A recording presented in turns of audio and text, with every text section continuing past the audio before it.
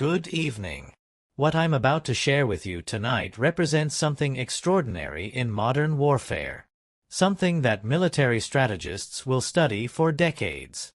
Something that fundamentally changes how we understand economic warfare in the 21st century. Because right now, as I speak to you, Ukraine has executed a strategic campaign so precise, so devastating, so relentless that it's doing what many believed impossible. It's bankrupting Russia's war machine from within. Not through conventional battlefield victories, not through territorial gains, but through a systematic dismantling of the very infrastructure that finances Moscow's ability to wage war. And the numbers, when you see them, when you understand what they actually mean, reveal a level of operational success that no one predicted. Over 180 confirmed strikes. Refineries ablaze from the Black Sea to the Urals. Russia's oil capacity collapsing by 25%. Export revenues at their lowest point since April 2023. A 20% domestic fuel shortage forcing Moscow to ban gasoline exports entirely. And Rosneft, one of Russia's most powerful state enterprises, reporting a 70% collapse in net income, pushing even this giant toward financial collapse. Tonight, I want you to understand exactly what Ukraine has achieved, how they did it, why Russia cannot stop it, and what this means for the trajectory of this war. Because what we're witnessing isn't just tactical success. What we're witnessing is strategic brilliance. A campaign that strikes at the heart of Russia's ability to sustain prolonged conflict. So stay with me, because once you grasp the scale of what Ukraine has accomplished, you'll realize we're watching economic warfare executed at a level of sophistication that redefines modern military strategy. Let me start with the scale. According to Ukrainian intelligence sources, since the beginning of this year alone, Ukraine has executed more than 160 successful strikes on Russian oil infrastructure. November alone pushed that total past 180, with at least 14 confirmed direct hits on refineries and 4 on critical Black Sea port facilities. Ukraine is now on track to exceed 200 attacks by year's end. That's nearly one strike every single day. Think about what that means. Every single day, somewhere across the vast expanse of the Russian Federation, Ukrainian drones are finding their targets, penetrating Russian air defenses, and destroying facilities that take months, sometimes years, to repair. This isn't random violence. This isn't opportunistic targeting. This is a coordinated, methodical campaign designed to achieve a singular objective: collapse Russia's ability to finance the war by destroying the infrastructure that generates the revenue Moscow needs to sustain military operations. And it's working. Russia now faces a 20% domestic fuel shortage.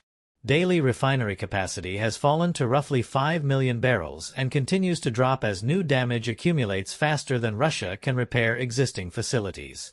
Russia's oil product processing has fallen by 25%, a devastating figure for a war economy entirely dependent on energy revenues. But here's what makes this truly historic. Even before new U.S. sanctions took effect, Rosneft, Russia's state oil giant, reported a catastrophic 70% collapse in net income for the first 9 months of this year, down to just $3.57 billion. The company publicly blamed interest rates and security expenses, but anyone analyzing this honestly knows the true cause. Ukrainian strikes on refineries, storage depots, and transport terminals. The systematic destruction of Russia's ability to process, store, and export the one resource that funds everything Moscow does. And now, with new U.S. sanctions active, Russia's seaborne crude exports have fallen to a 4-week average of 3.36 million barrels per day, the lowest level since August. Export revenues have dropped to their weakest point since April 2023. Russia is being squeezed from 2 directions simultaneously. Internally, Ukrainian precision strikes are destroying its ability to function. Externally, international sanctions are cutting off its remaining global buyers. This is strategic suffocation, and it's accelerating. Now let me walk you through how Ukraine is doing this, because the geographic spread of these operations reveals something remarkable about Ukrainian operational capability. Ukraine's deep strike campaign now stretches across the entire Russian oil infrastructure network, from the Black Sea coast to facilities deep in the Russian interior, thousands of kilometers from Ukrainian territory. Repeated drone strikes on the Ryazan refinery near Moscow disrupted supplies of gasoline, diesel, and jet fuel critical to Russia's central military districts. Ukrainian naval drones disabled an offshore loading terminal at the Caspian Pipeline Consortium near Novorossiysk, inflicting structural damage so severe it forced the suspension of crude exports through one of Russia's most important export channels. Multiple coordinated drone and missile raids on Novorossiysk halted operations that handle up to 2% of global oil supplies, damaged air defense systems, and temporarily shut down export operations servicing Russia's shadow fleet tankers.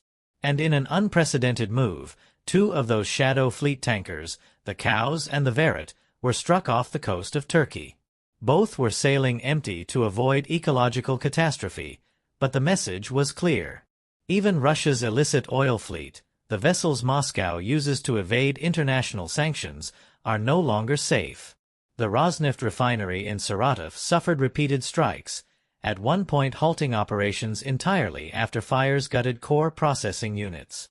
The Novokybyshevsk refinery in Samara was hit twice in November alone, knocking out major equipment and a nearby substation critical to facility operations.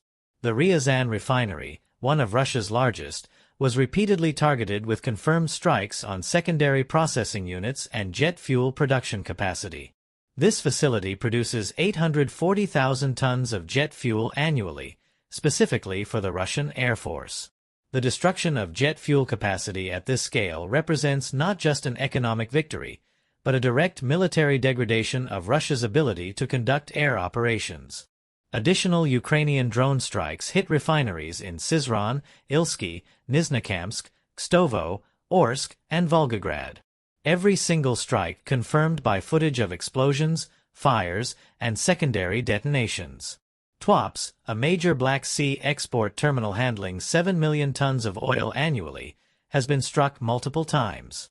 A shadow fleet tanker was hit directly, port infrastructure damaged, and pipeline connections disrupted. In one particularly devastating attack, 12 Ukrainian drones destroyed a small support vessel and set 4 tankers ablaze, tankers carrying more than 100,000 tons of oil. And once again, Russian air defenses failed catastrophically. Russian officials claimed all drones were intercepted, yet residential buildings were struck by falling debris from missiles fired by Russia's own air defense systems, a damning indictment of Moscow's inability to protect even its most critical infrastructure. Further long-range Ukrainian strikes targeted petrochemical facilities at Sterlitamak and industrial hubs at Kazan, degrading production sites essential not just for oil refining, but for Russia's missile, drone, and ammunition production. These aren't just economic targets. These are dual-use facilities critical to Russia's ability to sustain military operations at scale. In Russian-occupied Crimea and the Donbass, drones repeatedly hit the Feodosia oil terminal, the KRYMSK depot, the Berdyansk facility, and a fuel train near Donetsk. Each strike directly strangles frontline logistics, cutting off fuel supplies to Russian forces operating at the point of contact. This is battlefield interdiction executed hundreds of kilometers behind enemy lines, and Russia has no effective counter to it. Now, let's talk about why Russia cannot stop this. Because that's the part that reveals just how strategically vulnerable Moscow has become. Russia's air defense systems, the S-400s, the Pantsers, the layered defense networks Moscow spent billions constructing, are failing. Not occasionally. Systematically. Ukrainian drones, many of them cheap, mass-produced, and expendable, are penetrating Russian airspace at will, reaching targets thousands of kilometers inside Russian territory and destroying facilities Russia cannot afford to lose. Russia has tried everything. They've repositioned air defense assets. They've increased patrols. They've implemented electronic warfare countermeasures. They've fortified critical infrastructure. None of it works.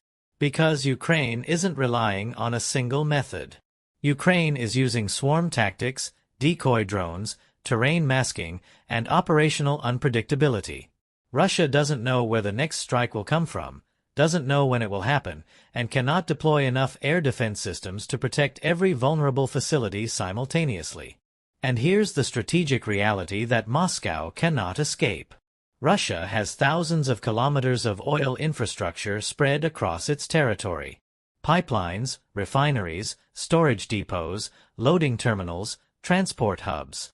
Ukraine only needs to destroy a fraction of them to cripple Russia's overall capacity.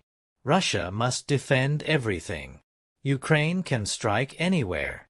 That asymmetry is insurmountable, and it's why this campaign will continue to succeed.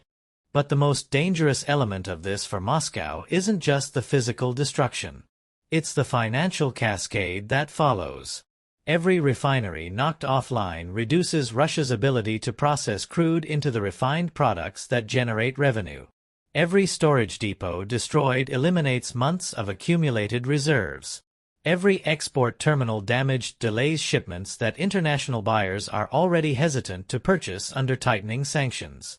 Every shadow fleet tanker struck raises insurance costs and makes it harder for Russia to move oil covertly. This creates a compounding effect. Russia loses refining capacity, which reduces export volumes, which lowers revenue, which limits Moscow's ability to fund repairs, which means damaged facilities stay offline longer, which further reduces capacity. It's a downward spiral, and Russia is caught in it. And now, with new U.S. sanctions targeting Russia's remaining export channels, Moscow faces a situation where even the oil it can still produce has fewer and fewer buyers willing to purchase it. China and India, Russia's primary customers, are already negotiating steeper discounts, knowing Moscow has no alternative markets. Russia is being forced to sell its oil at fire sale prices while simultaneously losing the infrastructure needed to process and export it. Internally, the domestic fuel shortage is creating political pressure Moscow cannot ignore.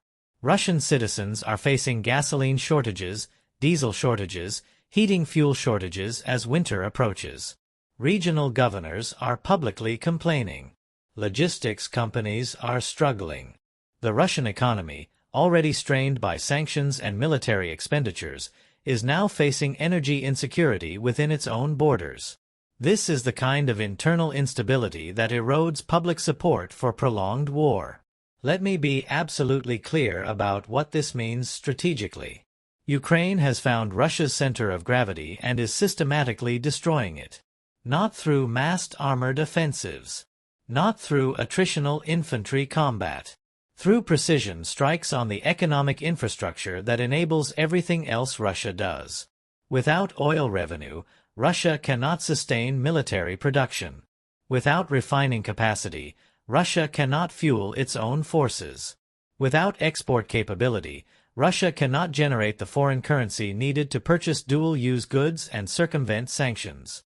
This is economic warfare executed with a level of strategic sophistication that most military planners believed was impossible for a nation fighting a defensive war against a larger adversary. Ukraine is not just defending its territory.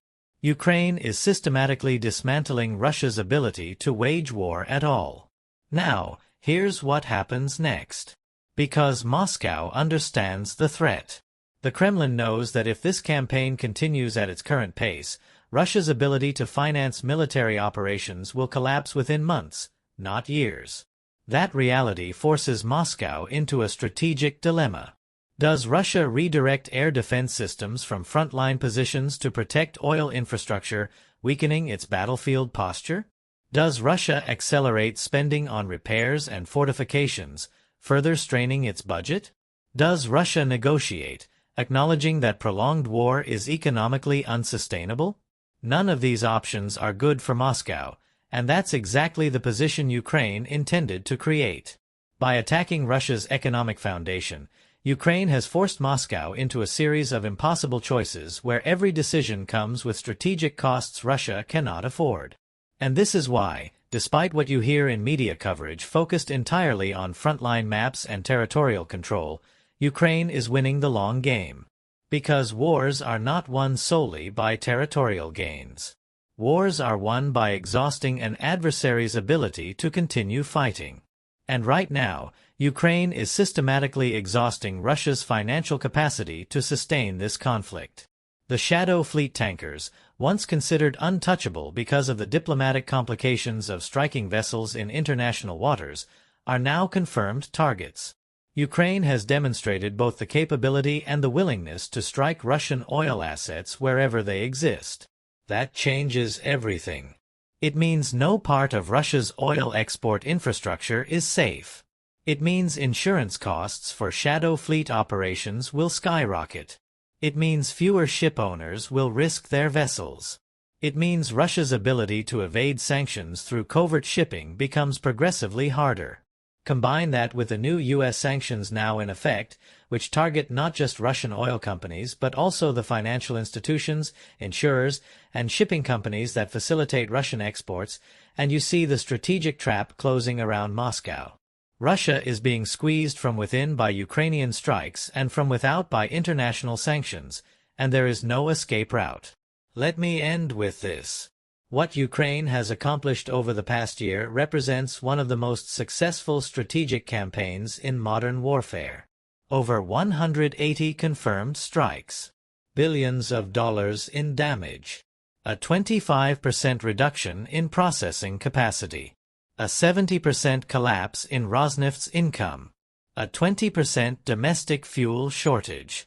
Export revenues at multi-year lows. And Russia, despite all its resources, despite all its military power, cannot stop it. This is not just about oil. This is about the future of this war. Because if Russia cannot finance its military, it cannot sustain prolonged conflict. And if it cannot sustain prolonged conflict, it cannot achieve its strategic objectives. Ukraine has found the lever that moves everything else, and they are pulling it relentlessly. The question now is not whether Ukraine can continue this campaign. The question is how long Russia can withstand it. And based on the data, based on the trajectory, based on the compounding effects we're already seeing, the answer is, not much longer. Stay alert. Because what we're witnessing is not just tactical success. What we're witnessing is the systematic dismantling of Russia's ability to wage war. And that changes everything.